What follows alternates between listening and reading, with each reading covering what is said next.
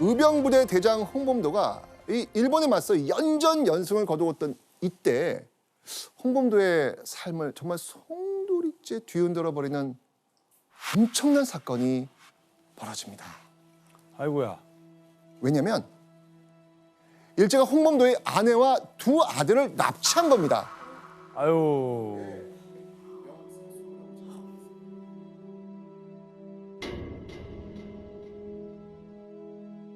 심지어 일제는요, 홍범도의 아내에게 홍범도를 회유할 편지를 쓰도록 강요합니다.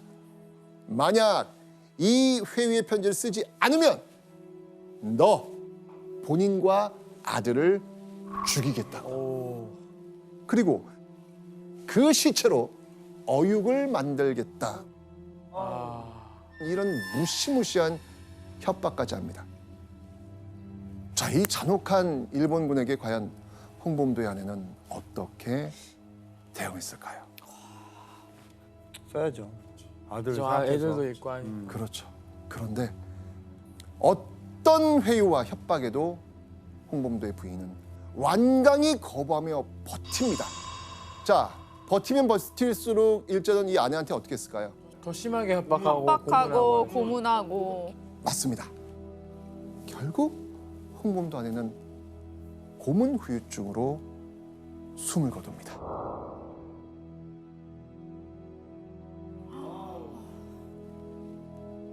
아우, 애기들 어떻게 해요? 그런데요, 홍범도를 더욱 분노하게 만드는 일이 또 생깁니다. 일제가요, 이번에는요, 큰아들 홍양순을 내세워서 아버지에게 투항을 권하는 편지를 갖고 가게 한 겁니다. 일제 협박에 결국 아버지를 찾아가게 됩니다. 자, 여기서 문제를 한번 보겠습니다. 귀순 청원 편지를 가지고 온 아들에게 홍범도가 보인 행동은 무엇일까요?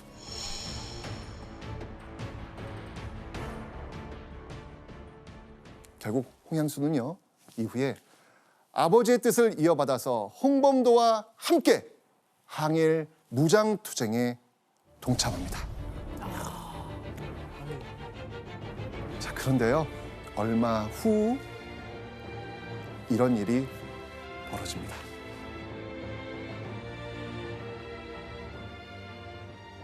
그때 양수는 중대장이었다. 5월 18일 12시에 내 아들 양순이 죽었다.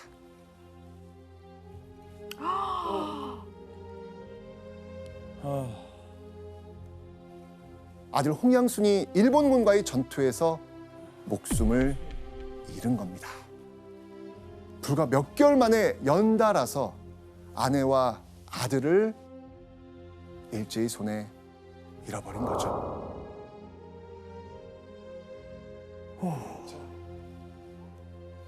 교수님, 이 가족의 어떤 이런 죽음 이후에 홍범도는 정말 많이 달라지죠. 가족이 자기로 인해서 죽은 거잖아요. 자기가 항일운동을 하는 과정에서. 그런데 이제 중요한 것은 홍범도가 그것을 개인의 사적인 복수심으로 해소하지 않고 그것을 승화시킨 거죠. 어떤 방향으로? 민족의식을 통해서. 그래서 이전과 전혀 다른 차원에서의 홍범도가 탄생하는 순간이다. 맞습니다. 지금까지 홍범도에게 일제가 생계를 위협하는 적이었다면 이제부터는 같은 하늘을 이고 살 수 없는 불구대천의 원수가 된 겁니다. 그리고 이 원수를 갚지 않는다면 홍범도의 이 비극은 의병 동료, 나아가 우리 민족이 함께 겪게 될 아픔이라고 생각했던 것이죠.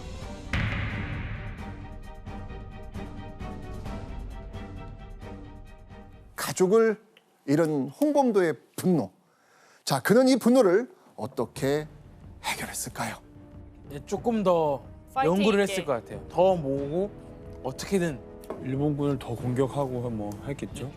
그런데 안타깝지만 홍범도는 더 이상 싸울 수가 없는 상태였습니다. 아우. 왜냐하면 일제가 의병들을 가만히 냅두질 않는 거예요. 강력한 의병 탄압이 계속되고 있었죠.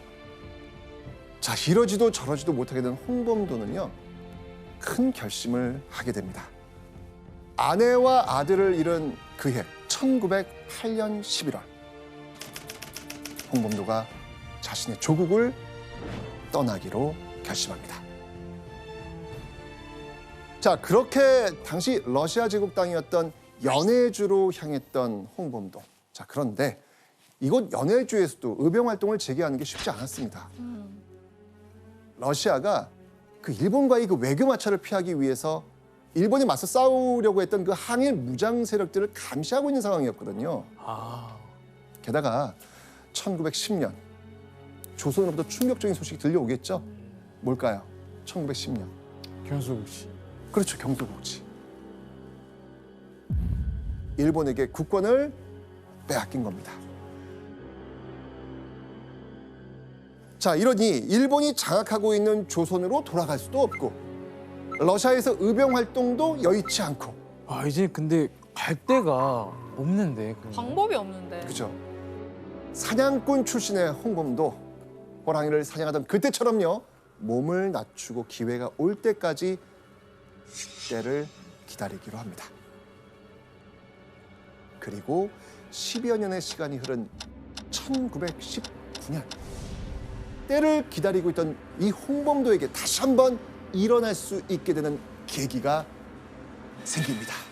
1919년 과연 무슨 일이 일어났을까요? 바로 3.1운동이 일어났던 겁니다. 3.1운동. 3.1운동. 조국의 독립을 간절히 바라는 마음이 전국적으로 터져나온 순간이었습니다.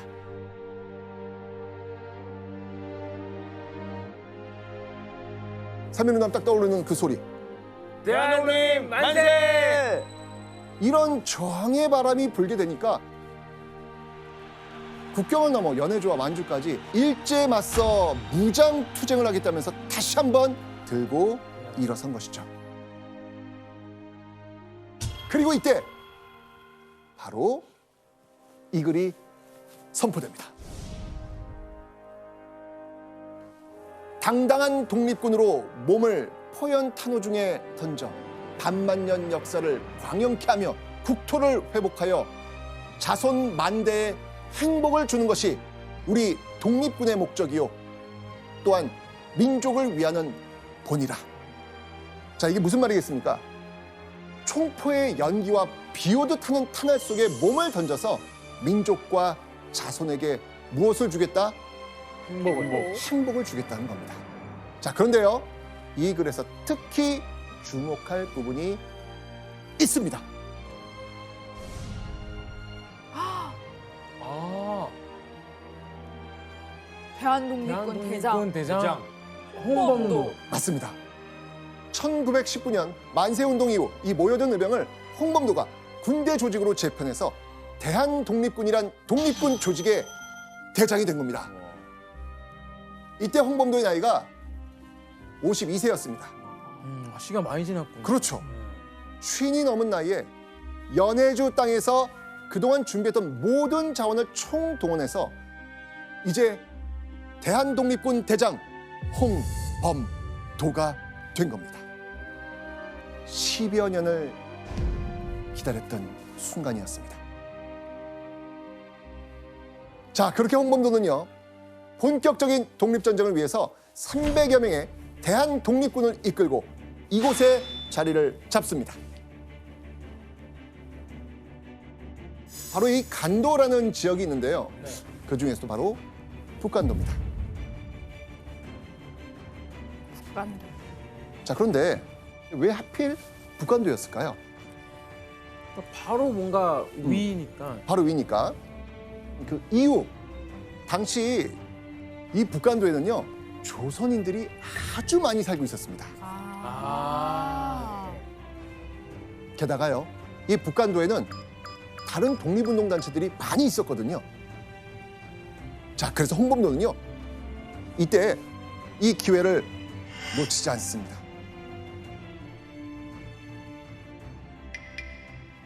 홍범도는 바로 통일된 그 하나의 큰 군대를 만들기 위해서 북간도 지역 내 독립운동단체들의 그 연합을 위해 노력했고요. 결국요, 6개 독립운동단체의 주요 간부들과 서로 협력할 것을 약속합니다.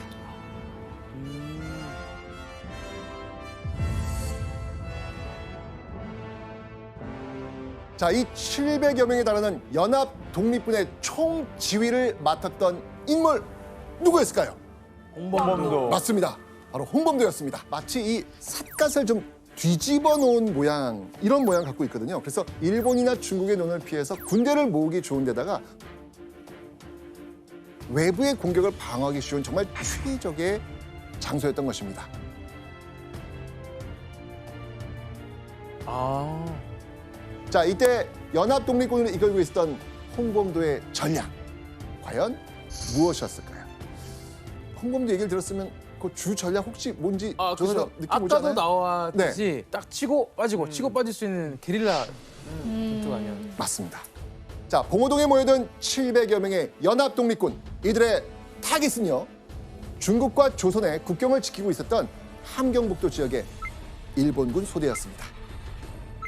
자, 이미 홍범도는요, 연합 독립군을 결성하기 이전부터 계속 약 7개월간 수차례의 게릴라 작전을 펼치고 있었습니다. 홍범도의 이 전략은 성공했고요. 국경 지역에서의 일본군 피해는 계속됩니다. 자, 그러면 일본군 가만히 있을까요? 아 야고르죠. 예. 결국 화가 그냥 머리 끝까지 났던 일본군은요, 정말 무시무시한 부대로 이 독립군을 쫓아오게 됩니다. 바로 이 부대, 월강 추격대대. 어떤 뜻일 것 같아요, 월강? 그 보통 이렇게 월담? 어어어어. 담 넘는 거. 맞습니다. 강을 맞습니다. 건너서 추격하는 거예요. 그렇습니다. 맞습니다. 두만강을 건너서 북간도에 있는 우리 독립군을 소탕하겠다라고 하면서 약 300여 명의 일본군 정예 부대를 보낸 겁니다. 자, 그리고 이 일본군 추격대대는요, 중국의 아무런 사전 통보 없이 그냥 북간도로 넘어옵니다.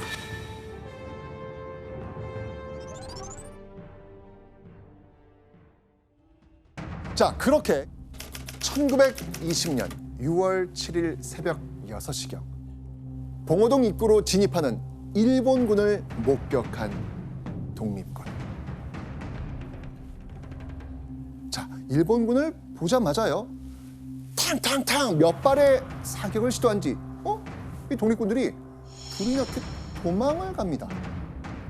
자, 대체 어떻게 된 일일까요? 일본군의 강력한 무력 앞에 막다른 골짜기로 도망가는 줄만 알았던 독립군. 사실은 일본군을 유인하고 있었던 것이죠. 와. 자, 그렇게 일본군이 독립군의 뒤를 쫓아서 이 봉오동 깊은 골짜기 한가운데로 들어선 그 순간, 전군 사격하라! 홍범도가 이끄는 연합 독립군들의 무차별 사격이 시작됩니다.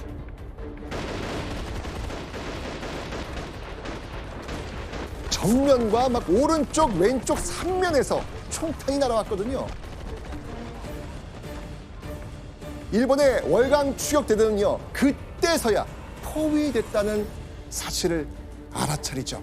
그러나 때는 이미 늦었습니다. 자, 이 혼비백산한 일본군은요, 가까스로 정신을 차리고 이 기관총을 앞세워서 대응 사격을 합니다. 그런데 도망치려고 이 발버둥치는 일본군의 노력에도요, 그들은 결코 봉오동을 벗어날 수 없었습니다. 계속해서 사격이 이루어지니까.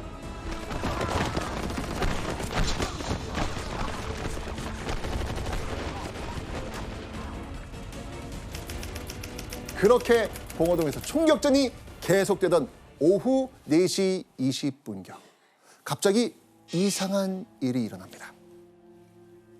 무슨 일이었을까요? 꽝! 갑자기 천둥 번개가 치더니 이 폭풍과 함께 비와 우박이 막 거세게 쏟아져 내린 겁니다. 자, 홍범도의 독립군도 이런 기상 상황 속에서 공격을 중단할 수밖에 없었겠죠. 자, 이때 일본군 어떻게 했을까요? 지금이다. 지금이다. 소강 상태를 틈타서 재빨리 도망칩니다. 그야말로 하늘이 내려준 기회였으니까요. 에이 그래요. 정신없이 도망치던 일본군. 그런데 그들의 눈앞에 상상하지도 못한 한 무리가 나타납니다. 일본군은 이렇게 소리쳤죠. 독립군이다. 독립군이 또 매복해 있다.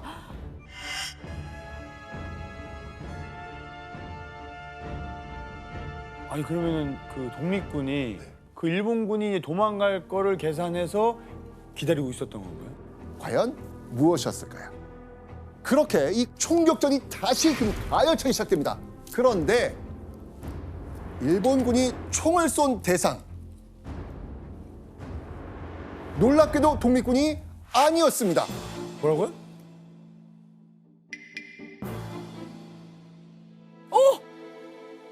일본군? 맞아요. 에? 어떻게 된 거예요? 맞아요. 아니요, 그게 어떻게 되지? 도망가는데 왜 거기가? 자, 당시 두 방향으로 나뉘어서 도망갔던 일본군이 서로 후퇴하다가 마주친 거예요.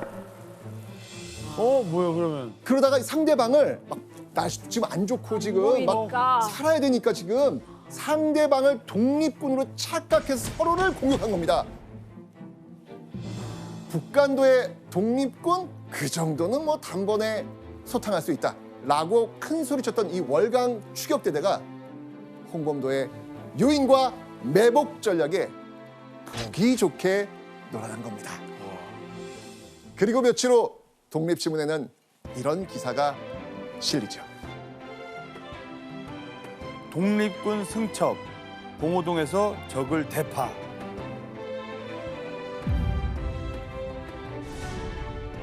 야, 이 독립신문에 봉오동에서 크게 이겼다는 승전보가 국내외 조선인들에게 날아든 겁니다. 자, 이렇게 홍범도, 그는 명실상부 독립군의 영웅이 된 겁니다.